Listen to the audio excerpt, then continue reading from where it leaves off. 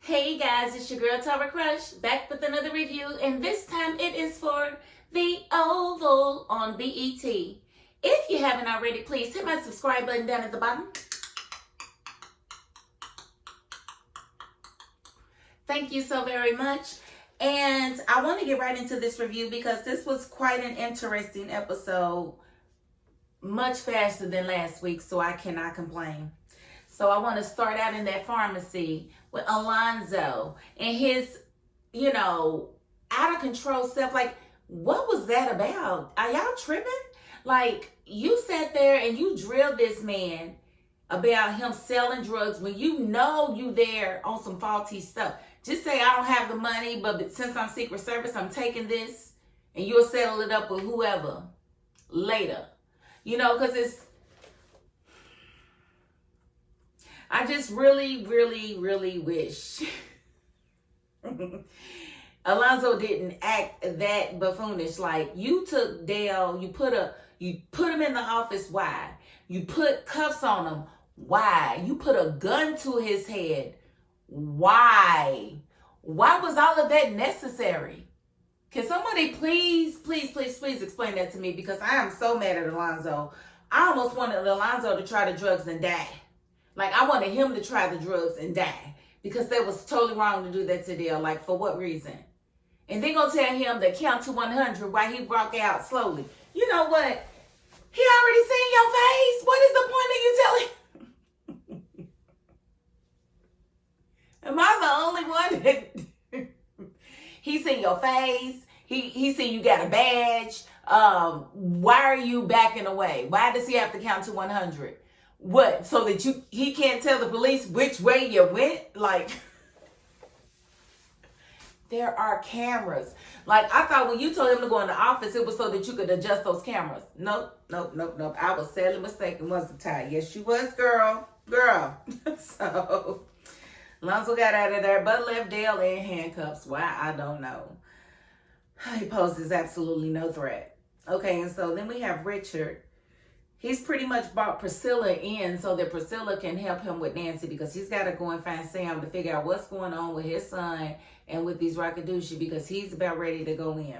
So Priscilla gets there, and Richard's telling her that, they drugged Nancy and Nancy's just not herself, and that she keeps, that the people told him that they killed Barry.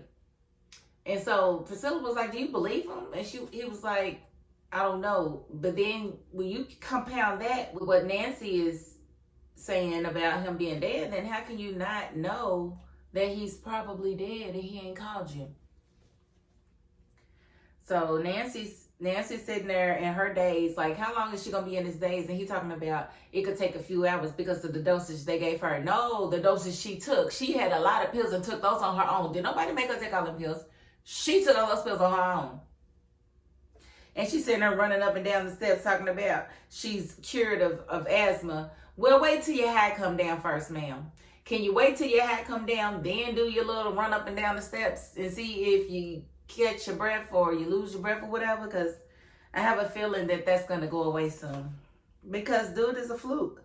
He can't cure nobody. So Richard then went to the White House to check with Sam because he wants Sam to do something about the cult, because he's about to go in, and Sam was like, don't do it, man. You're going to get a lot of people killed, and your son is not there. How do you know he's not there? Because we've got people on the inside. I don't understand why it is that nobody feels like they owe Sam any respect, because Richard gonna run off hollering about, kiss my ass, Sam. Why does he have to kiss your ass? What did Sam do to you? You the one that ran your son off. Sam didn't. That is misplaced anger, and we will not have it. What does Tab say on Tab Time, Miss Tabitha? If you can't have a good day, then don't you go ruin nobody else's. Well, Richard, you try to ruin his, don't go. So yeah, Sam is just like, what did I do? You did nothing. Okay, and so we did see Eli and Simone. They had a conversation, and she was just basically like, she was sorry, and thank you for trying to make me lunch or whatever. And he's like, yeah, I love you. But boy, boo, you do not love her like that. And then he gonna ask her, did you call the first lady? And she was like, yes, I did. How did you know that? Because she called me immediately after. And she was like, she is so predictable. I'm playing chess. She's playing checkers. Well, I hope you know what you're playing, baby girl, because that little devil is conniving and she don't care about nothing and nobody. She seriously doesn't care about nothing and nobody. So I hope you know what you're doing, Simone, for real. Because I think you in for a rude awakening if you're not. Okay, so we got Bobby and Max, and they still guarding the vice president now. If the vice president really thinks everything is back to normal, why does he still need Bobby and Max there? Maybe y'all can tell me that too. But they still guarding, and Bobby is mad because Bobby needs sex. Bobby needs coochie. Bobby needs sex, and he's mad. Max is trying to stall him out, and he's like, well, can you just take over for me? And Max is like, nope, I sure can't. I need you here. And, so the VP comes out, and he overhears them talking, and he starts taunting Bobby about needing ass. And, they leave.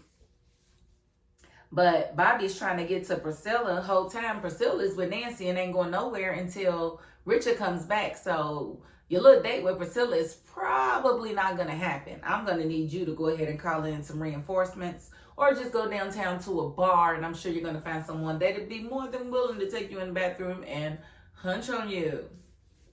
Because it ain't going to be Priscilla tonight, bro. Okay, and so Alonzo gets back to the White House and goes immediately to Alan's office. Why? I don't know. What is Alan going to do? Alan's the one that gave you the weak drugs in the first place. Alan reminds him to be careful with the stuff. Now, we saw that he had a big pack of Coke in his hand when he left the pharmacy, right? And we also saw Antonio call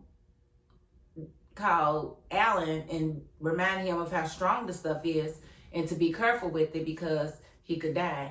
And Alan was like, I know what it is, Antonio. Okay, so Alan gets off the phone with them, and Alonzo goes to Hunter to give him the drugs. But before he can, here comes Victoria. She comes in, well, what are you getting from him? What are you bringing him? Alonzo plays dumb because he is dumb. And, Hunter tells Alonzo to tell her nothing. And that's what he does. He waits outside. She leaves. And before she leaves, she basically came to let Hunter know that they think that they found Jason. And of course, Hunter feels like that she's BSing, like, oh, you're on your BS again. And she's really not, but of course he doesn't believe it, but who cares, right? So she just basically came to tell him that he leaves, and Alonzo comes back in the office, gives him the drugs, and the drugs are in a little bitty tube. Now, what happened to the rest of them drugs? Don't tell me you just pull drugs out of the container, out of the bag and put it in the container. Because if it's got fentanyl in it, baby, you can't be inhaling that. Inhaling it will kill you. Just having it open. You can't even have it in the room open and exposed with your nostrils and not expect to get some picograms in your nose. So, So I was just praying that something happens to Alonzo, because I really don't like what he did in that office with Dale. I thought he was going to get the cameras or something. He was just going to overdo it. Abuse his power. It's crazy. Okay, and then we have Lily and Donald, of course. Now, Victoria wants Donald because she needs to know what to do about Jason, because they think they found him in Virginia somewhere. But Donald is at home with Lily. Lily is, stone-faced as usual. She doesn't care. I don't care how your day was. I don't care. Same song and dance with these two. The only difference was the officer from the hospital called her to let her know that he had his pension canceled and all kinds of stuff. So Donald's pretty much ruined this guy's life. But dude, you do understand that she told you to leave it alone. She told you You didn't know what you was doing. She told you that her husband was very powerful. She told you to let it go. You insisted. Don't keep calling me and talking about what he did to you. I told you. I told you. I don't know what to tell you. Because I said all I could say, and you didn't listen. And now here you are crying. Am I supposed to feel something? Because I don't. I don't. Just saying. So she gets off the phone with the officer. The officer's like, I'm coming over there. She's like, no, don't. Don't come. Don't. Of course, he's going to go over there because he's an idiot. He doesn't listen to her. Her word is not bond to him, period. So Donald wants to know who that was. And was that one of your boyfriends? And she was like, yes, it was. And he was like, what, is he coming to get you too? She said, God, I hope not. So, we'll see how that comes out. Then we have Donald and Cal, because Cal had to come there because he had to tell Donald about David.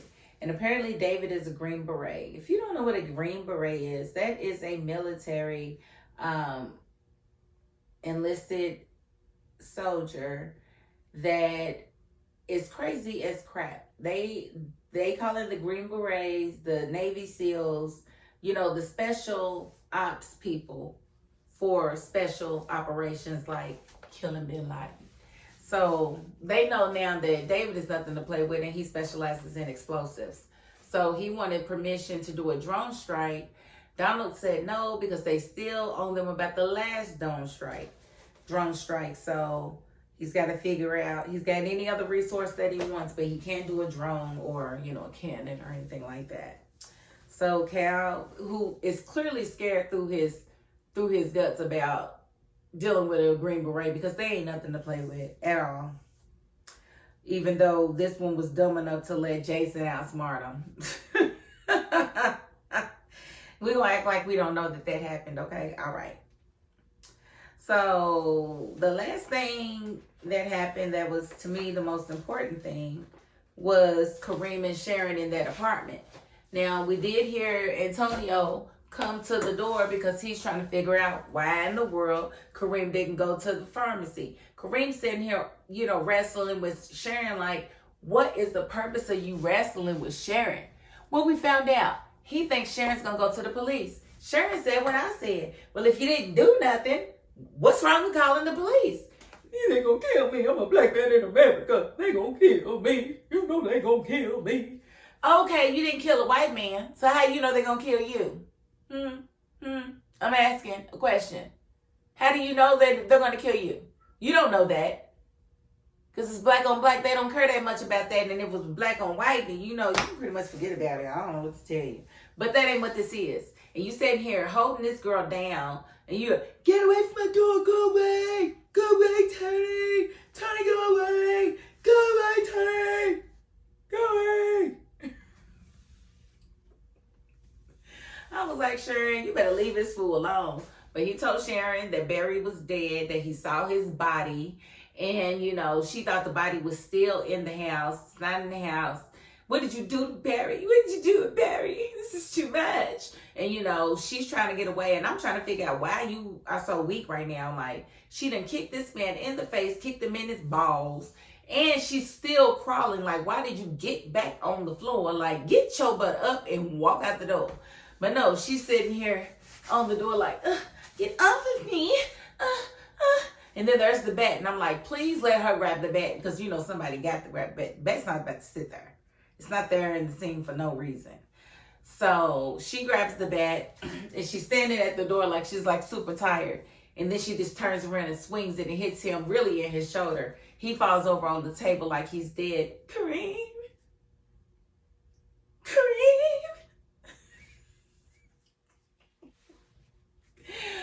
Girl, let him die. Girl, this story gonna get better. You are looking for a new love, baby. A new love. Your love triangle turned into a straight line in the blink of an eye. Just a straight line. You ain't even got an angle. It's crazy. But yeah, so we don't know how injured they're going to have Kareem be, but we did see her hit him in the shoulder. It was not the head, so he shouldn't be dead or anything. And plus, I could see him breathing on the table. So everything should be fine next week. But she calls Dale and gets his advice or whatever. So we'll just have to see. And well, actually, a lot happens next week. But I'm a because I can't remember if they said next week is the season. They said 2 more episodes before the season finale. So I'm thinking we got 2 more after this one, or is this the one of 2? Y'all let me know. But that is all I'm going to cover for this week because that's pretty much the episode. It was good. It was pretty good. I wasn't mad at it. I wasn't mad at all. I'm sick of Lily. I just really need something to happen with her. I wish she would have got her hands on the coke and yeah, OD'd. When the man of Cal got his hands on that coke because he could OD as well. I don't see why Hunter didn't die straight away. I was hoping he was dead in the office, but I see him next week on the previews. That's as fast I've ever been. I bet it is. And then hit some more. Shake it up. Hit some more.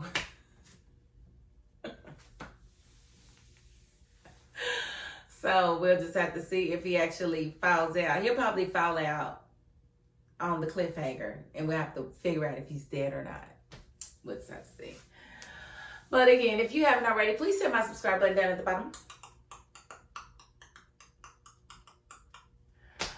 Thank you so very, very much. And hey, if you're not the type to like and subscribe, I get it. But you got to the end of this video. And that's more than I could ever ask of you or anybody else. So thank you.